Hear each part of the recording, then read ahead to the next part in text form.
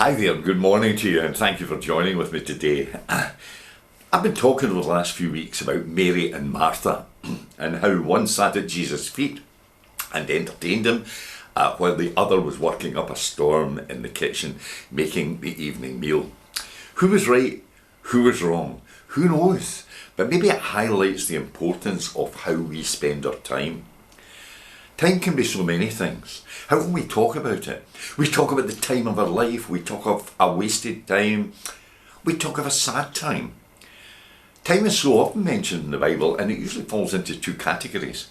Either the ticking of the clock kind of time. Every second is like the one before. It's the humdrum time. But what are those dramatic moments of our life? The time we were married. The time we welcomed our child or indeed our grandchild into the world. The time we held our loved one's hand as they slipped out of this world. That kind of time is full time, is vital time, is God's time. And those two different kinds of time can be seen in Martha and Mary. Martha clatters about in the kitchen doing everything that needs to be done, where Mary just sits and drinks in every word that Jesus is speaking. And Martha missed out. She was so caught up in the routine, so bogged down, that the moment passed her by. And come on, be honest with ourselves. Sometimes we do lose the important moments of our life because we're tied up with the detail. Time is God's gift. We must enjoy it. And our time is limited. We must be careful to choose what we're going to do, for time doesn't allow us to do everything. I sometimes feel that my diary controls me rather than the other way around. So keep it simple. That, I think, is what Jesus was saying to Martha. Martha was worried about the menu, and Jesus wanted to talk about life.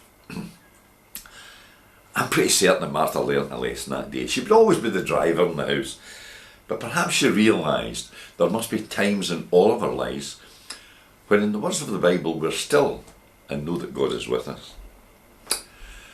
Annie was looking out of the window one day in her room in the nursing home when the minister came in, and she said, "Come over here.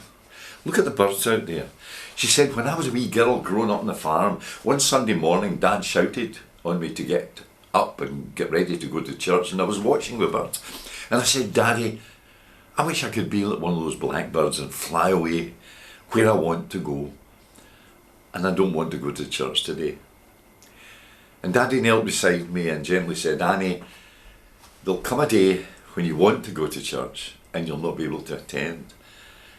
And then you will realise why it's important.' And Annie turned to the minister and said with tears in her eyes, 'Today is one of those days.